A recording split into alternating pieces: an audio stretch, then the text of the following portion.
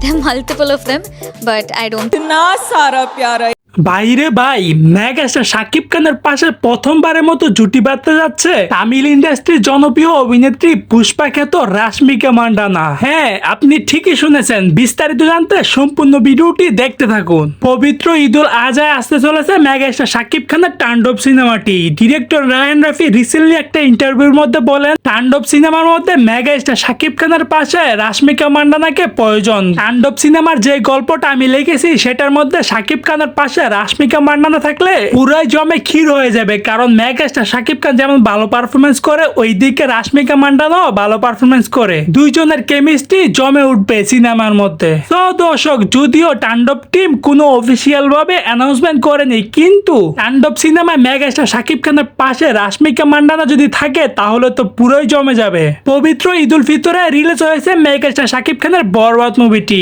ইতিমধ্যে আমরা জানতে পেরেছি যে মেগাস্টার শাকিব খানের এই বরবাদ মুভিটি বাংলাদেশে 120টি সিনেমা হল দখল করেছে। তো দর্শক, মেগাস্টার শাকিব খানের বরবাদ মুভিটি কে কে দেখেছেন আর কেমন লেগেছে মতামতটি অবশ্যই কমেন্ট বক্সে জানাবেন। আজকের এই ভিডিওটি এই পর্যন্ত, চ্যানেলটি সাবস্ক্রাইব করে রাখবেন পরবর্তী ভিডিওর জন্য।